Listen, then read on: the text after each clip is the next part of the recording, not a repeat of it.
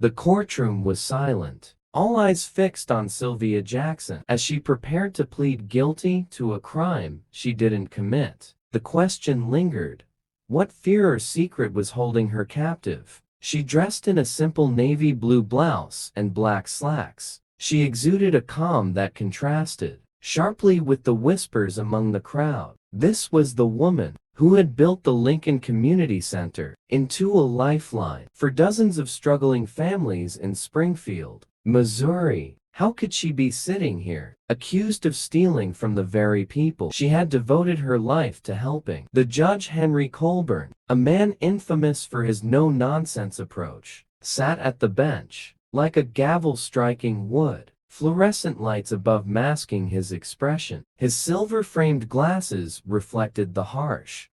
Sylvia's defense attorney, as he scanned the file before him, leaned in and whispered something. An older man named Gerald Price, her lips pressed into a thin line of determination. Sylvia shook her head slightly. His voice cut through the tension when Judge Colburn addressed her. Mrs. Jackson, how do you plead to the charges of embezzlement brought against you? Sylvia stood tall, her gaze steady. Guilty, Your Honor. Gasps rippled through the courtroom. In the second row, an elderly woman clutched her pearls, her mouth agape. Others exchanged confused glances. The room had been expecting a fierce fight, a battle to clear Sylvia's name. After all, she was a pillar of the community, someone who had always stood for what was right. Judge Colburn's eyes flicked up from the file. His sharp stare pinned Sylvia in place, but she didn't flinch. You understand what this plea entails? He asked. There will be no trial. This court will proceed to sentencing. Yes, Your Honor, Sylvia replied, her voice unwavering. From the gallery, a young man yelled. She didn't do it.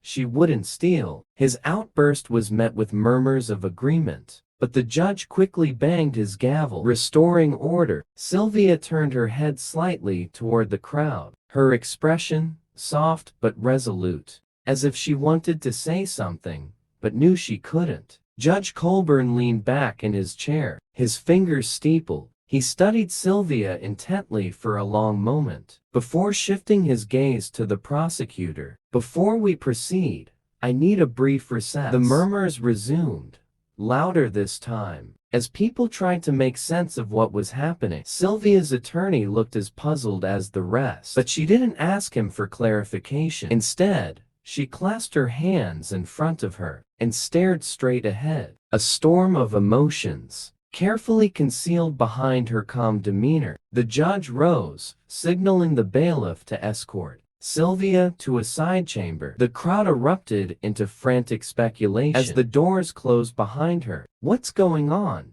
Someone whispered. He's supposed to sentence her now. Another voice chimed in. This doesn't make sense. What does he know? Inside the private chamber, Sylvia sat across from Judge Colburn. His expression was unreadable, but his voice softened as he asked, "Why are you doing this, Mrs. Jackson? The evidence against you, it's questionable at best." Sylvia hesitated, her hands trembling slightly before she clasped them together tightly. "Because it's true," she said quietly, but her tone betrayed her fear.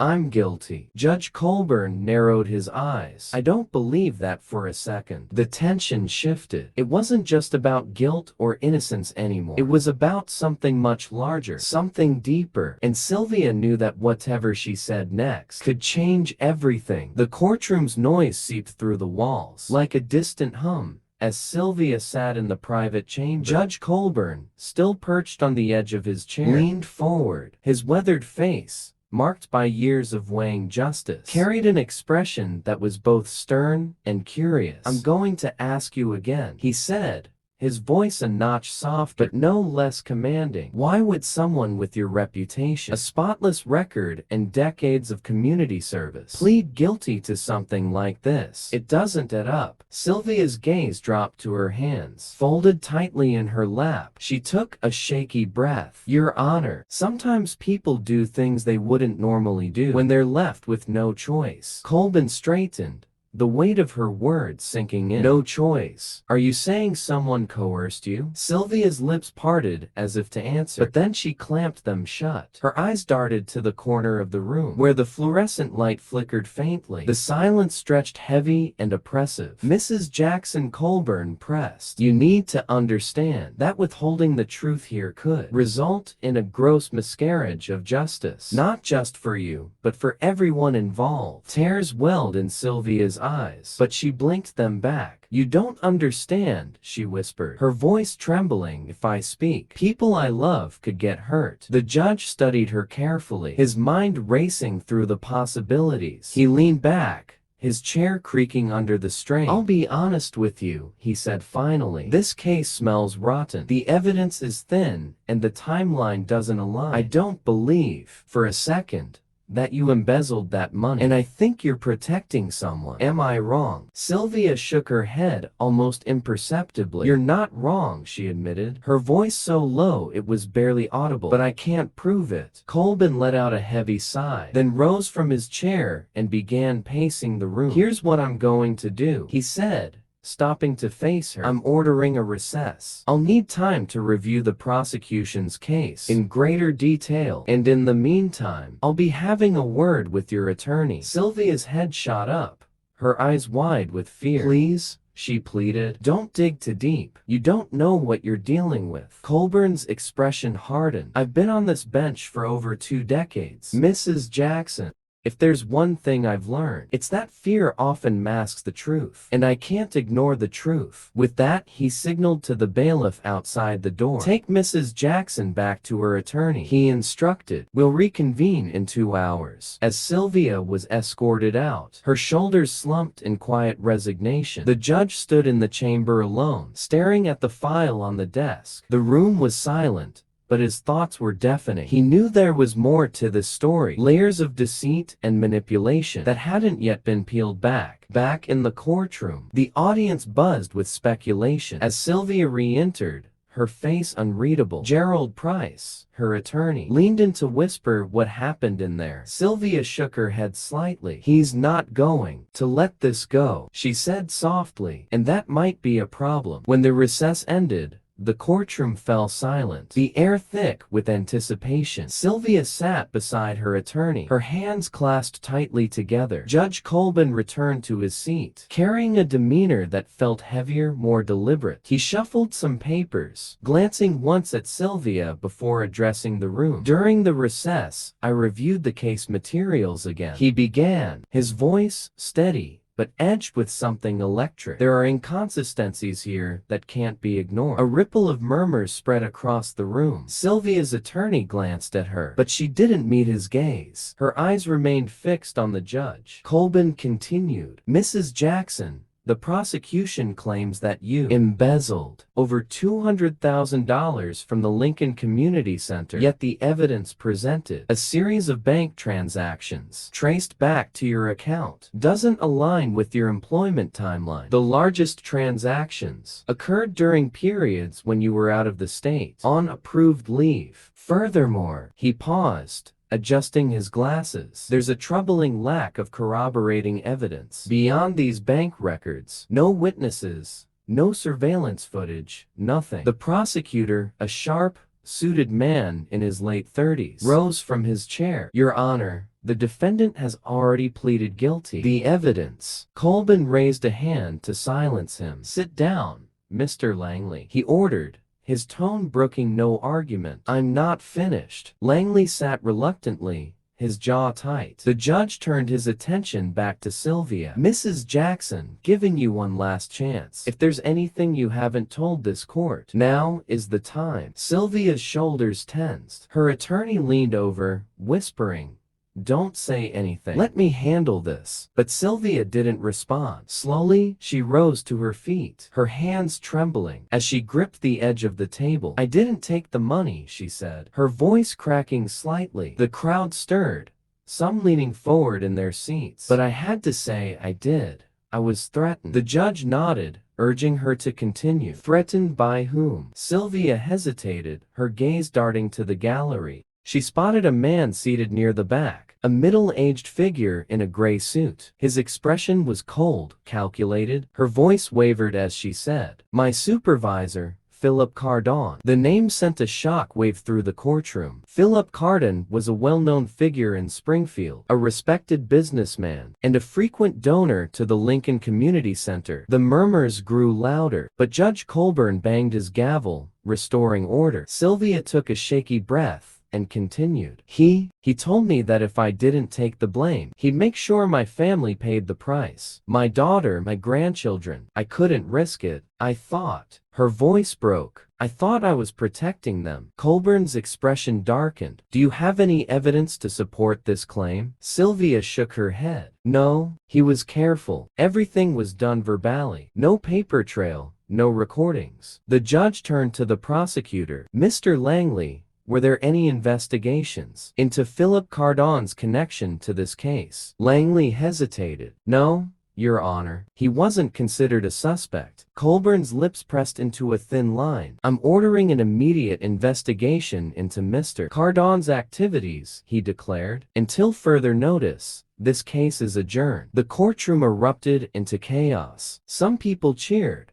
Others yelled in disbelief. Sylvia sank back into her chair, tears streaming down her face. For the first time in months, she felt a sliver of hope. Philip Cardon, meanwhile, slipped out of the courtroom unnoticed, his expression betraying nothing. But Sylvia knew this was far from over. The courtroom was packed again a week later. The investigation ordered by Judge Colburn had unearthed shocking details that no one in the community had expected. Philip Cardon's financial records showed a series of mysterious deposits into offshore accounts, coinciding with the dates of the alleged embezzlement. More damningly, a whistleblower from the Lincoln Community Center had come forward, providing evidence of Cardon's attempts to manipulate staff and bury discrepancies in the center's budget. This time, Sylvia's posture was different. She sat upright, no longer burdened by the weight of a false confession. Judge Colburn called her to the stand to share her story, and as she took the oath, the entire room seemed to hold its breath. Sylvia's voice was steady as she began. "I started working at the Lincoln Community Center 12 years ago. At first, it was everything I hoped for, a chance to give back to my community. But things changed when Philip Cardon became the director." She described the gradual shift under Cardon's leadership, how he began diverting funds meant for after-school programs and food drives. "I confronted him once," Sylvia admitted. "I asked him why the budget wasn't adding up. That's when the threat started." The room was silent,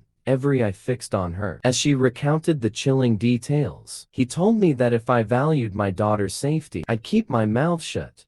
Was now rallying for change. Donations poured in from across the country, accompanied by letters of encouragement for Sylvia and the families she had served. The board of directors invited her back, not as an employee, but as a strategic advisor to help rebuild trust. Sylvia, however, had different plans. At a town hall meeting held in the community center's modest auditorium, she addressed a standing room-only crowd. Her voice, steady and filled with conviction, carried the room. "This isn't just about me," she said. "It's about all of us. When we let fear control us, when we stay silent in the face of injustice, we allow people like Philip Cardon to thrive. We have to do better for ourselves, for our children, for the future of this community." The applause was deafening. People stood clapping and cheering as tears glistened in Sylvia's eyes. A local philanthropist stepped forward, announcing a grant to fund new programs at the center. "At first, I thought he was bluffing, but then strange things started happening. My car tires were slashed. A brick was thrown through my daughter's window. I couldn't prove it was him, but I knew." Sylvia paused, her hands gripping the edges of the witness stand. "When the audit revealed the missing funds, he told me to take the fall. He said he'd make it all go away if I just admitted guilt.